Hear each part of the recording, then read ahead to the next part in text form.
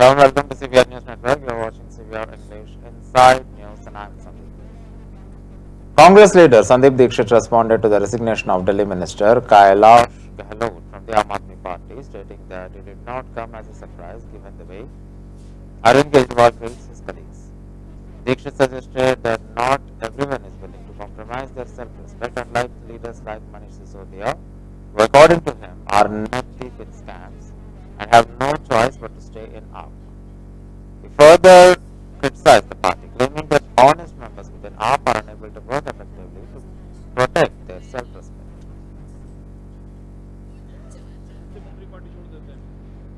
ये तो कोई हमारे लिए आश्चर्य की बात नहीं है, क्योंकि जो बर्ताव करते हैं केजरीवाल अपने मंत्रियों के साथ, अपने विधायकों के साथ, ही खुला हुआ है। भले पब्लिक में जाए ना जाए, जहां आप मुख्यमंत्री को मिलने नहीं जा सकते, जहां स्वाति मालीवाल जैसी के साथ दुर्व्यवहार हो जाता है, जिस घर में मुख्यमंत्री के सामने मुख्य सचिव के ऊपर प्रहार होता है, फिजिकल हमला होता है, वहां आप क्या एक्सपेक्ट करेंगे?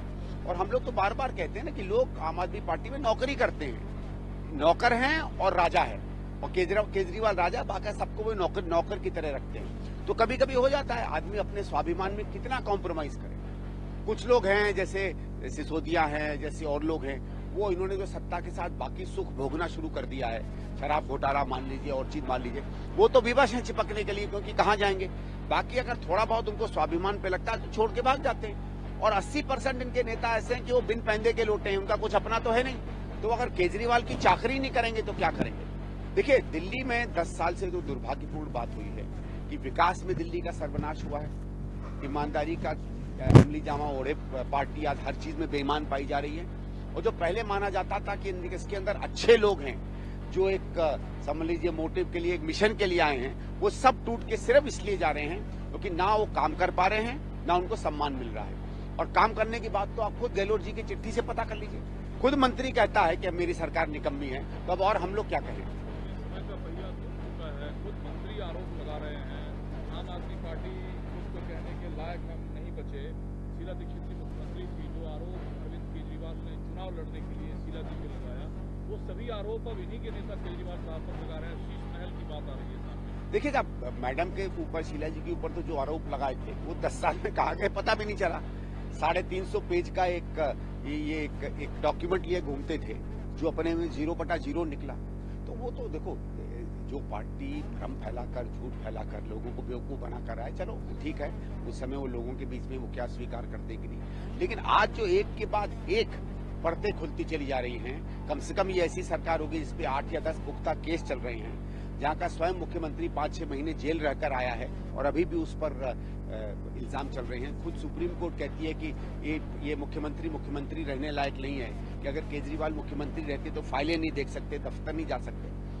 ऐसी परिस्थिति तो शायद ही किसी और सरकार में मैंने हिंदुस्तान के 70 साल में देखी होगी, पिछले 70 साल में। और जो उनके अपने लोग एक एक करके उंगली उन पर उठाने लगे हैं, तो ये तो दिख रहा है कि धीरे धीरे जो है पूरी की पूरी जो उनकी एक साम्राज्य है वो टूटता चला रहा है।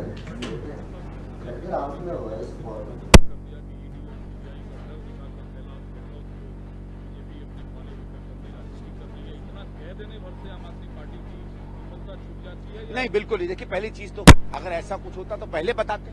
आपने देखा होगा कांग्रेस के कई नेताओं पर उन्होंने डराया धमकाया है।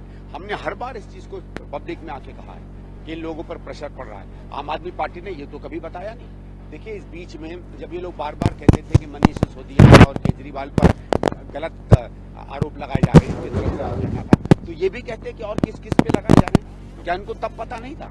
और कैलाश गहलोत, मेरी तो ये खबर ये है, आपको भी शायद पता होगा, कि इनके दाहिने हाथ माने जाते थे, बहुत विश्वसनीय माने जाते थे। जैसे आप जब एफिशिएंट और ऑनेस्ट मंत्री आने लगे और उसके ऊपर काम न करने का आरोप लगाने लगे, तो असली क्या स्थिति है केजरीवाल सरकार की, ये बात तो स्पष्ट हो जाती है। इसका असर क्या होगा चुनावी मैदान में? नहीं, चुनावी मैदान अलग है। देखो, क्योंकि एक चीज मानिए, अरविंद केजरीवाल का चुनाव जीतने का पूरा रवैया जो है मुफ्तखोरी का है। ये फ्री कर दो, वो सस्ता कर दो, ये फ्री कर दो, वो सस्ता कर दो। तो अब की बार ये होगा कि क्या दिल्ली की सरकार, दिल्ली की जनता दिल्ली की टूटी हुई, बिगड़ती हुई, एकदम बद से बदतर हालत को देखेगी, या आने वाले जेब में कोई 500 रुपए दे देगा, या कोई बस फ्री कर देगी, तो हो सकता है मेट्रो फ्री कर दे, कोई कुछ और फ्री कर दे, उसमें ज्यादा आकर्षित और लालायित होगी। इन दो के बीच की लड़ाई रहेगी। ये हवा जो है, इसे आप मुद्दा नहीं मानते हैं। जब आप लोग धारा में हैं, तो क्या लोगों के बीच दिल्ली में ये 3 महीने का जो वक्त होता है उसमें सांस लेना दुर्लभ है, ये मुद्दा नहीं है? इस समय राजनीतिक मुद्दा नहीं बन पा रहा, बल्कि ये बड़ी दुर्भाग्य की बात है, क्योंकि अब ये मुझे नहीं समझ में आ रहा है कि क्या लोगों में 200 रुपए की बिजली की राहत या 300 रुपए की खाने की राहत इतनी बड़ी है। लेकिन ऐसा नहीं है, हो भी सकता मुद्दा बने। देखिए अभी 4 से 5 महीने हैं, लोग सीधे सीधे मुद्दों की बात नहीं कर रहे हैं, अभी चुनाव की चर्चा लोगों में नहीं आई है। लेकिन एक बात है, जैसे मैं आपको कल एक छोटा उदाहरण देता हूँ। हम लोग जब कल यात्रा कर रहे थे तो एक कोई हमारे कार्यकर्ता कोशिश कर रहा था अनार जलाने, ठीक है, तो हम लोगों ने भी कहा नहीं हम लोग यूं कर रहे थे अनार मत जलाओ, लेकिन आप जानते हो कार्यकर्ता में कितना प्रभाव करें। तब तक 2 लड़कियां वहां चलकर आ रही, सामान्य लड़कियां, मतलब ये कोई नहीं था कि कोई अच्छी समृद्ध घर की हुई, सामान्य लड़कियां चली आ रही थी। और उन्होंने हमारा जो वहां नेता था उससे जोर से कहा कि आपको शर्म नहीं आती है, इतना बुरा हाल है एयर पोल्यूशन का और आप लोग पटाखे जला रहे हैं। तो लोगों में है ये, मतलब लोगों के अंदर में पोल्यूशन को लेकर एक विषय तो बन गया है। अब महत्वपूर्ण बात यह है, हर विषय को राजनीतिक नहीं करना चाहिए, लेकिन जब चुनाव आता तो राजनीति सामने आती है। क्या एक अच्छी रिस्पॉन्सिबल पॉलिटिकल पार्टी होकर क्या कांग्रेस इस बात को लोगों के सामने रख पाएगी कि जिस 2 पार्टियों को आपने ऊपर में भारतीय जनता पार्टी को, नीचे आम आदमी पार्टी को आपने 10 साल भरोसा किया है, वो कुछ कर पाई है आपके लिए कि नहीं? एयर पोल्यूशन में कुछ कर पाई है आपके लिए कि नहीं? दिक्कत तो ये है कि आम आदमी पार्टी का नेता आम आदमी पार्टी का साथ तो छोड़ रहे हैं, लेकिन कांग्रेस अपना हाथ बढ़ा देती है ना, टाइम टू टाइम गठबंधन सामने आ जाता है। नहीं, गठबंधन देखिए नेशनल लेवल पर अलग था। हमने बार बार ये कहा था कि कांग्रेस की ये सोच थी कि राष्ट्रीय स्तर पर नरेंद्र मोदी की सरकार एक विनाशकारी सरकार रही है, उसने देश का बिल्कुल भला नहीं किया है, इसलिए उस बड़े युद्ध में जो भी हमारे साथ आए उसका स्वागत है। क्योंकि बात दिल्ली के विकास की नहीं थी, यूपी के विकास की नहीं थी, बंगाल के विकास की नहीं थी, मध्य प्रदेश के विकास की नहीं थी, बात संपूर्ण भारत के और उसकी नीतियों की बात थी। उसमें कुछ समय से केजरीवाल की पार्टी बार बार वही चीजें कह रही थी। A member of the Indian diaspora in Nigeria expressed their gratitude for the opportunity to meet Prime Minister Narendra Modi during his visit, stating that the community is very fortunate to have him there. They added that the Indian diaspora is very happy and eagerly anticipating another community address, which they described as a big celebration.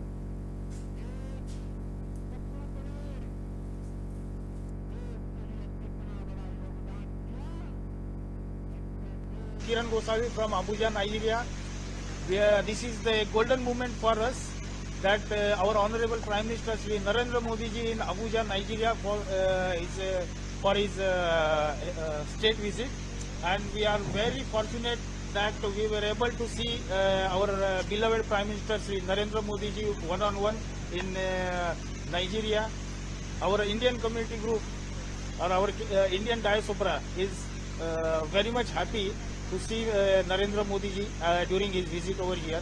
We are having another community address with Prime Minister Modi ji, and we are hoping that will be क्या बोल सकते हैं it will be a big celebration for us, for the whole Indian community. Thank you. नमस्ते मेरे भारतवासियों, ये बहुत गर्व का मौका है कि हमारे आदरणीय और पूजनीय प्रधानमंत्री श्री नरेंद्र दामोदर दास जी मोदी आज नाइजीरिया पधारे हैं।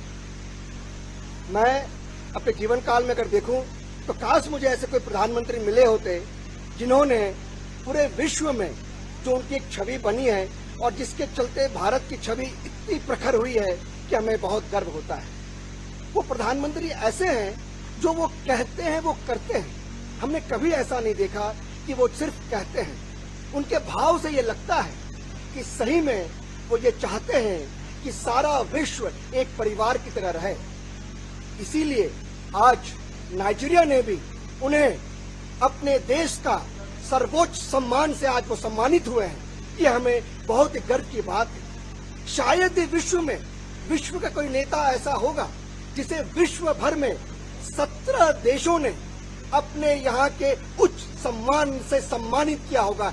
ऐसे हैं हमारे प्रधानमंत्री, यशस्वी प्रधानमंत्री श्री श्री नरेंद्र दामोदर दास मोदी जी। आज अगर उनका नमस्कार, मैं धीरेन्द्र सिंह चौहान आज नाइजीरिया में पूरे भारतीय समुदाय की तरफ से नरेंद्र मोदी जी हमारे पूजनीय प्रधानमंत्री जी का हार्दिक स्वागत और अभिनंदन करते हैं। वो व्यक्ति जिसने भारत को डिफेंस में इंपोर्ट करने वाले देश से आज बड़ा एक्सपोर्टर बना दिया है, ऐसे महान व्यक्ति का हम सब पूरा भारतीय समुदाय स्वागत कर रहा है, अभिनंदन कर रहा है। आप ये स्पीच करेंगे उसको सुनने के लिए फिर प्रधानमंत्री जी बहुत ही विशेष विषयों पे बात करते हैं हमेशा ही। आज यहाँ पर भारतीय समुदाय को बहुत सारी विषयों पे उनसे उम्मीदें हैं, चाहे वो विषय डिफेंस इंपोर्ट का हो, चाहे वो विषय ऑयल एंड गैस सेक्टर में बढ़ती बात का हो, चाहे वो फार्मास्यूटिकल इंडस्ट्री से रिलेटेड बिजनेस ग्रोथ को लेकर हो। भारत और नाइजीरिया के संबंधों में इससे बहुत बढ़ावा मिलेगा। पहले अपना नाम। मैं पलना परीख, नाइजीरिया में हम लोग श्री नरेंद्र मोदी जी का बहुत बहुत हार्दिक दिल से स्वागत करते हैं। हम लोग बहुत ही एक्साइटेड है नरेंद्र मोदी जी से मिलने के लिए, उनको सुनने के लिए। यहाँ नाइजीरिया में एक त्योहार जैसा हो गया है, उस पूरा वातावरण जैसे त्योहार सब मना रहे हैं, ऐसा वातावरण हो गया है। Thank you. नमस्कार, सत श्री अकाल। हमारा नाम चीफ डॉक्टर ग्रोवर है और हम नाइजीरिया में पिछले 21 साल से रह रहे हैं। पूरी भारतीय कम्युनिटी के बिहाफ पे हम श्री नरेंद्र मोदी जी, हमारे प्रधानमंत्री जी को नाइजीरिया में स्वागत करते हैं और हम लोग सब बहुत उत्सुक हैं उनसे मिलने के लिए, उनसे सुनने के लिए। जय भारत, जय Hind. My name is Vikas Arya. Congress leader Sachin Parrott expressed confidence that the Maha Vikas Aghadi alliance will form the government with a clear majority. He stated that the people have decided they want a clean, transparent government and that the alliance is moving forward with a positive agenda. Pilot added that the MVA is receiving a strong and positive response wherever they go and predicted that the November 23rd, the alliance would secure a victory with good numbers.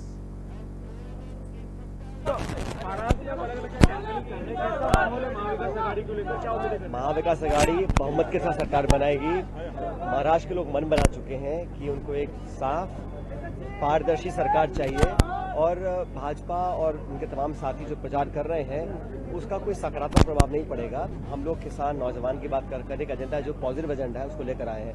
मुझे लग रहा है कि हर जगह जहां मैं जा रहा हूं महाराष्ट्र में भारी बहुमत हमारे उम्मीदवारों को मिल रहा है और हम लोग 23 तारीख को जब परिणाम आएंगे तो अच्छे संख्या बल के साथ सरकार बनाएंगे।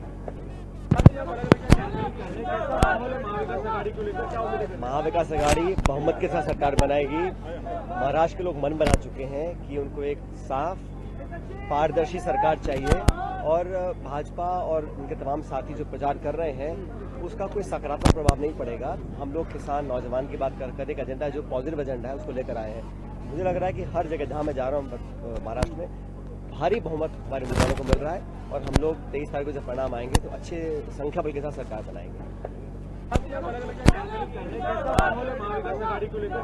महाविकास अघाड़ी बहुमत के साथ सरकार बनाएगी। महाराष्ट्र के लोग मन बना चुके हैं कि उनको एक साफ, पारदर्शी सरकार चाहिए और भाजपा और उनके तमाम साथी जो प्रचार कर रहे हैं उसका कोई सकारात्मक प्रभाव नहीं पड़ेगा। हम लोग किसान, नौजवान की बात कर एक एजेंडा जो पॉजिटिव एजेंडा है उसको लेकर आए हैं। मुझे लग रहा है कि हर जगह जहां मैं जा रहा हूं महाराष्ट्र में भारी बहुमत हमारे उम्मीदवारों को मिल रहा है और हम लोग 23 तारीख को जब परिणाम आएंगे तो अच्छे संख्या बल के साथ सरकार बनाएंगे।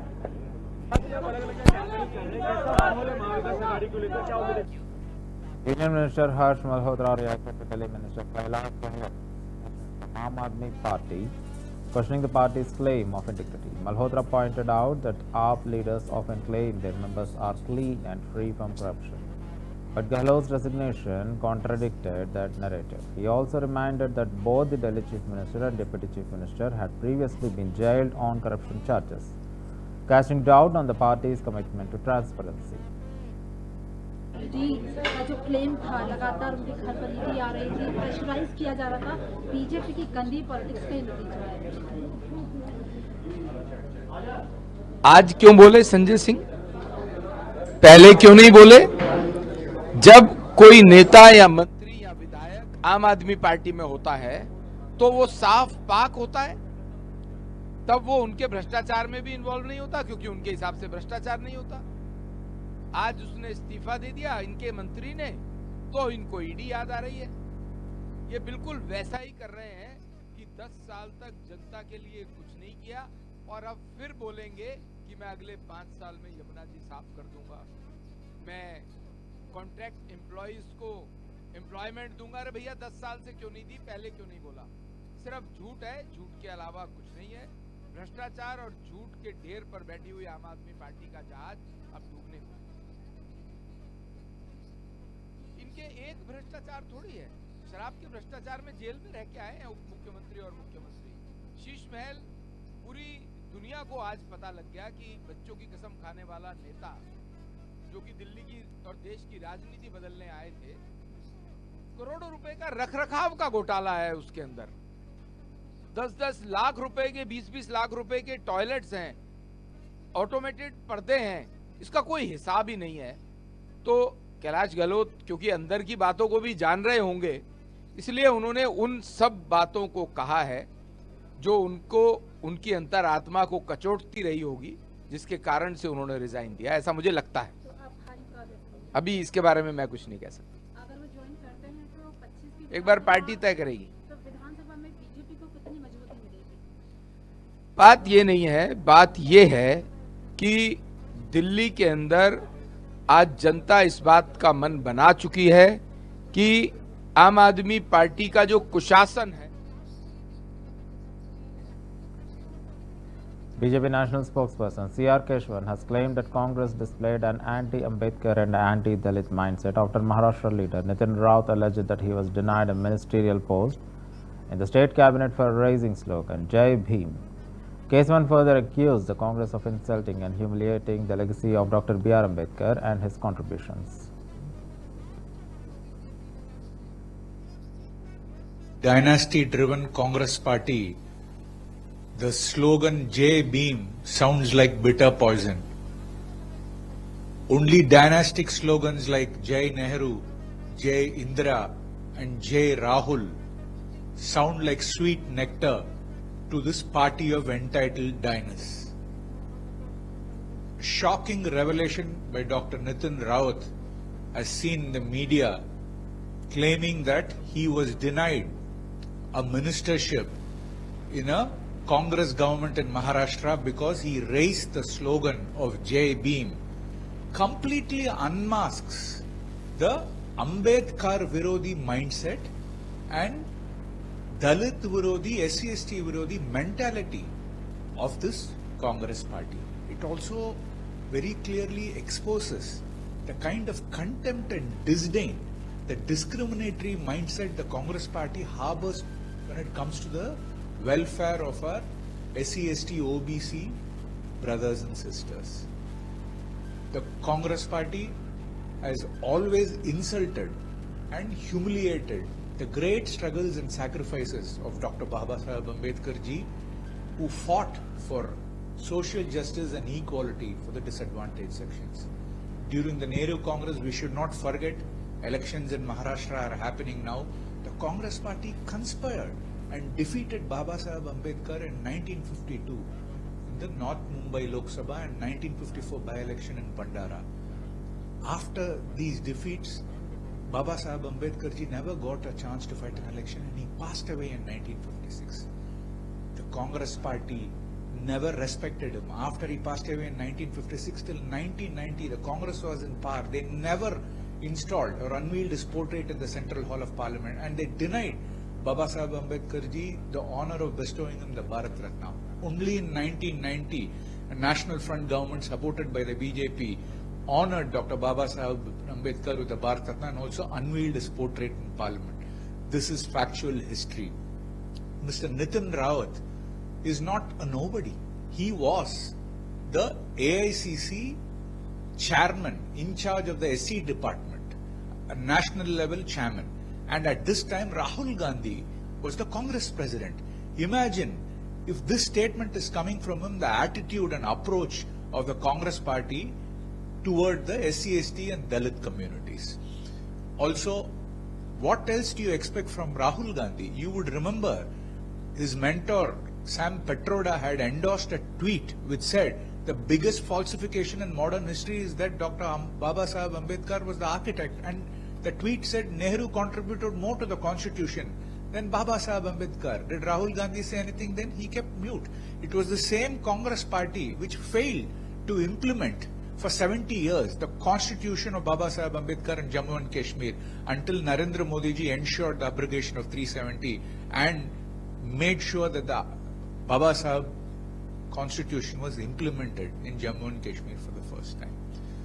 The Prime Minister has been consistently warning us, saying that it is imperative that we stay united because the Congress party is trying to divide the SC, ST and OBC communities and trying to snatch away the rights given to them, guaranteed to them by the Constitution and Dr. Babasaheb Ambedkar, so that they can sacrifice it for their minority vote bank politics of religious appeasement. The people of Maharashtra are watching.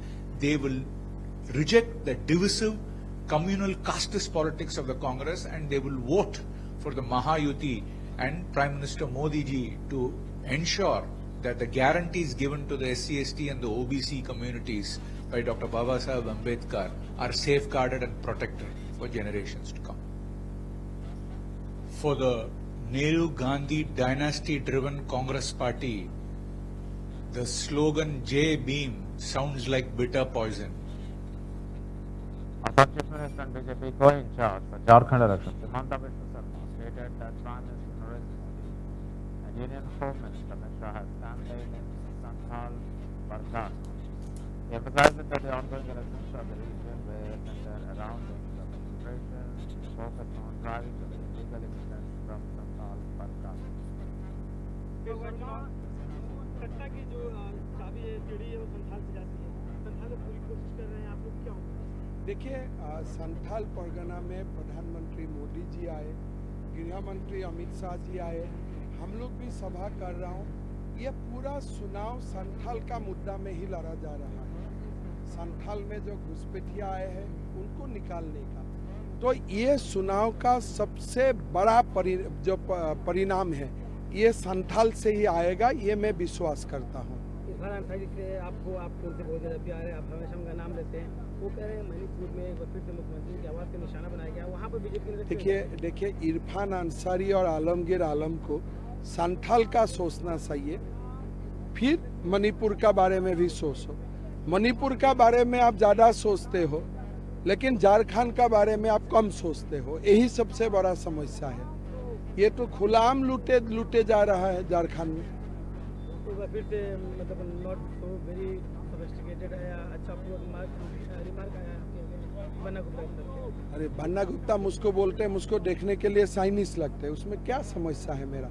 मुझको जो भी गल Bengal leader of opposition BJP MLA Suvendu Adhikari has alleged that over 200 Muslim organizations are distributing leaflets to support the Mahayuti alliance in the upcoming elections, accusing Mamata Banerjee of playing divisive politics. Further claimed that Banerjee is facilitating the entry of Tirumati as thereby compromising national security. Adhikari also criticized her for not allowing the voter security court to set up clearance in Murshidabad district to democratize the international court, which is said to hold the security issue. He also linked the demographic changes in Jharkhand to the actions of Alamgarh Thane, who according to Adhikari has the information that doesn't change. चर्चित हो रहा है और ये स्वीकार कर लिया। बांटने की जो है राजनीति कर रहे हैं आप लोग, धर्म के आधार पर देश को बांटने का काम वो लोग कर रहा है। किस तरीके से कम से कम 200 मुस्लिम ऑर्गेनाइजेशन यहाँ महायुति का चुनाव में हराने के लिए लिपलेट बांटा है। जिस तरीके से मौलाना का स्टेटमेंट आ रहा है, जिस तरीके से वाईसी का भड़काव बनाने वाला स्टेटमेंट आ रहा है, इसमें तो नफरत का राजनीति कौन करता है, बांटने का कोशिश कौन कर रहा है, वो तो देख लिया आपने। जिस तरीके से रोहिंग्या ने देश को बर्बाद कर रहा है, ममता बनर्जी घुसा रहा है, इसमें अब टाइम आ गया सब सनातनी को एकजुट होकर राष्ट्रभक्ति शक्ति को, इस देश विरोधी ताकत को रोकना। हमने झारखंड खबर जिस तरीके से आ रही कि बांग्लादेश में लगातार पूरा डेमोग्राफी चेंज हो गया सिस्टर। 1951 9% मुस्लिम था झारखंड में, अभी 24%। जी ये बॉर्डर, हेमंत सोरेन जी, ये बॉर्डर हमारा साथ बांग्लादेश का नहीं है, लेकिन उनका बॉर्डर पश्चिम बंगाल का 6 डिस्ट्रिक्ट का साथ है, खास करके मुर्शिदाबाद का साथ है। और मुर्शिदाबाद का बिग एरिया बांग्लादेश से सटे हुए है, वहां बार बार फेंसिंग के लिए जमीन बीएसएफ को नहीं दे रहा है वो मुर्शिदाबाद होते हुए वो जो अंदर में जेल के अंदर है, जिनका सर्वेंट का घर से 34 करोड़ रुपया बरामद हुआ, आलमगीर आलम, कैबिनेट मिनिस्टर झारखंड, वो सबको घुसाने का काम किया। इसलिए झारखंड का डेमोग्राफी फुल्ली चेंज्ड। तो धर्म संसद चलाने की बात हो रही है, जिस तरीके से सारे सनातनी एकजुट हो जाएंगे, आप कह रहे थे कि मैंने का जो स्लोगान सब लोग स्वीकार कर लिया है हरियाणा में, आप सबका एग्जिट पोल फेल कर गया। इसलिए देशभक्त शक्ति, सनातनी शक्ति अभी जागरूक हो रहा है, बांटने वाला नहीं है। वो लोग देश को मजबूत करने के लिए मोदी जी को সাপোর্ট করেগা। প্রচুর বাঙালি আছেন এখানে। আমি বাংলাতে তাদের কাছে আমাকে পার্টি নির্দেশ দিয়েছে, Maharashtra BJP, all India BJP. আমি তাদের সঙ্গে মিটিং করেছি, মূলত আমার বেঙ্গলি কমিউনিটির লোকেদের কাছে। আমি মহারাষ্ট্র সরকারকে ধন্যবাদ দিয়েছি, বাংলা সাহিত্য একাডেমিকে রেকগনাইজ করেছে, রামকৃষ্ণ মঠ মিশনকে জায়গা দিয়েছে। গড়চৌরুলিতে 48টা এমন গ্রাম আছে যেখানে বেঙ্গলি ডমিনেট, মতুয়া সমাজ। সব মিলিয়ে আমরা 99% বেঙ্গলি কমিউনিটির লোক, we are decided to cast our vote in favour of lotus and other India alliance. ये स्वीकार कर लिया। राजनीति कर रहे हैं आप लोग, धर्म के आधार पर देश को बांटने का काम वो लोग कर रहा है। किस तरीके से कम से कम 200 मुस्लिम ऑर्गेनाइजेशन यहाँ मायावती का चुनाव में हराने के लिए लिपलेट बांटा है। जिस तरीके से मौलाना का स्टेटमेंट आ रहा है, जिस तरीके से वाईसी का भड़काव बनाने वाला स्टेटमेंट आ रहा है, इसमें तो नफरत का राजनीति कौन करता है, बांटने का कोशिश कौन कर रहा है, वो तो देख लिया आपने। जिस तरीके से रोहिंग्या ने देश को बर्बाद कर रहा है, ममता बनर्जी घुसा रहा है, इसमें अब टाइम आ गया सब सनातनी को एकजुट होकर राष्ट्रभक्ति शक्ति को, इस देश विरोधी ताकत को रोकना। हमने झारखंड खबर जिस तरीके से आ रही है, बांग्लादेशी घुसपैठ के लगातार पूरा डेमोग्राफी चेंज हो गया सिस्टर। 1951 9% मुस्लिम था झारखंड में, अभी 24%। जी जो बॉर्डर, हेमंत सोरेन जी, जो बॉर्डर बांग्लादेश का नहीं है, लेकिन उनका बॉर्डर पश्चिम बंगाल का 6 डिस्ट्रिक्ट का साथ है, खास करके मुर्शिदाबाद का साथ है। और मुर्शिदाबाद का बिग एरिया बांग्लादेश से सटे हुए है, वहां बार बार फेंसिंग के लिए जमीन बीएसएफ को नहीं दे रहा है। और मुर्शिदाबाद होते हुए वो जो अंदर में जेल के अंदर है, जिनका सर्वेंट का घर से 34 करोड़ रुपया बरामद हुआ, Alamgir Alam, cabinet minister Jharkhand. That's the end of the Inside News.